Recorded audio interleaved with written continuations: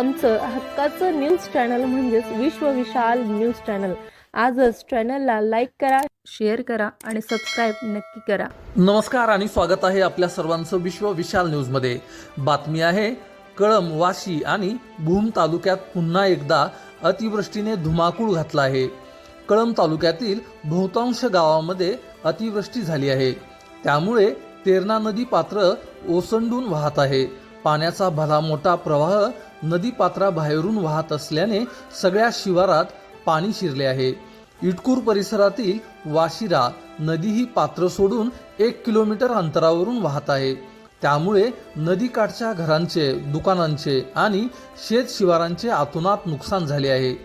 कळंब तालुक्यातील देवळाली, ढोराळा परिसरात झालेल्या नुकसानीची प्रत्यक्ष पाहणी केली, शेतकऱ्यांच्या व्यथा आणि वेदना जाणून घेतल्या। या संकट काळात ठामपणे त्यांच्यासोबत उभे असल्याचा विश्वास यावेळी आमदार राणा जगजितसिंह पाटील यांनी सांगितले। शनिवारी रात्री भूम, कळंब आणि वाशी तालुक्यात पुन्हा एकदा मुसळधार पावसाचा जोर वाढला आहे। कळंब तालुक्यातील 6 पैकी 4 महसूल मंडळात अतिवृष्टी नोंदवली गेली आहे। अनेक गावांमध्ये अतिवृष्टीची नोंद झाली नसली तरीही स्थानिक ग्रामस्थांच्या म्हणण्यानुसार ढगफुटी सदृश्य पाऊस झाला आहे। जवळा खुर्द गावात मुख्य रस्त्यावरून नदीप्रमाणे पाण्याचा प्रवाह वाहत आहे। चौकाला सरोवराचे रूप प्राप्त झाले आहे, त्यामुळे गावातील दुकानांमध्ये, घरांमध्ये पाणी शिरून अतोनात नुकसान झाले आहे। हे संकट खरोखर अभूतपूर्व असेच आहे। जलप्रकोप म्हणजे काय याचे अनुभूती सर्वांना येत आहे। अशा काळात आपण स्वतः जिल्ह्यातील शेतकरी बांधवांसोबत ठामपणे उभे आहोत। कळंब तालुक्यात निर्माण झालेल्या पूर परिस्थितीच्या पार्श्वभूमीवर सकाळपासून नुकसानीची पाहणी आमदार राणा जगजितसिंह पाटील यांनी केली। नदीकाठच्या गावांमध्ये झालेले नुकसान शब्दात सांगता येणार नाही। यापूर्वीच शेत जमिनी खरवडून गेलेली आहे। पुन्हा एकदा प्रचंड मोठा प्रवाह नदीपात्र सोडून वाहत असल्यामुळे नुकसानीची व्याप्ती वर्षभर वाढत असताना दिसत आहे।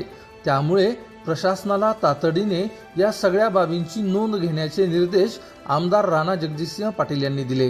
कागदोपत्री नियमावली बाजूला ठेवून शेतकरी बांधवांना दिलासा देण्यासाठी शक्यतो सर्वतोपरी बाबी करण्याचे यावेळी आमदार राणा जगजितसिंह पाटील यांनी सांगितले।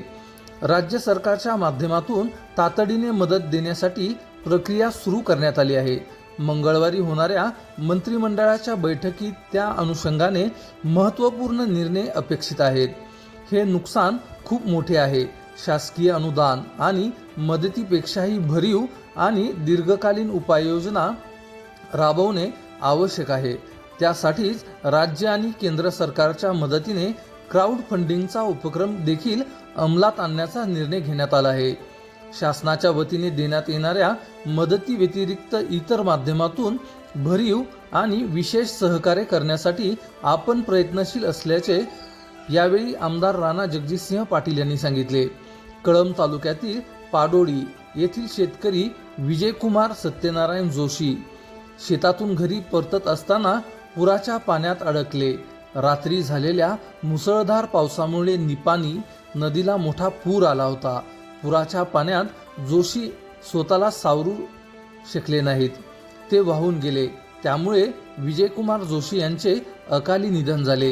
ही अतिशय वेदनादायी आणि हृदय हेलावून टाकणारी दुर्घटना आहे। मुरुड येथे विजयकुमार जोशी यांच्या घरी सांत्वनपर भेट देऊन आमदार राणा जगजितसिंह पाटील यांनी कुटुंबियांचे सांत्वन केले आणि त्यांच्या स्मृतींना अभिवादनही केले। अशाच नवनवीन बातम्या पाहण्यासाठी आपल्या आवडत्या विश्व विशाल न्यूजला सबस्क्राईब करून बेल आयकॉनला नक्की क्लिक करा। तुमचं आमचं हक्काचं न्यूज चॅनल म्हणजेच विश्व विशाल न्यूज चॅनल। आजच चॅनलला लाईक करा, शेअर करा आणि सबस्क्राईब नक्की करा।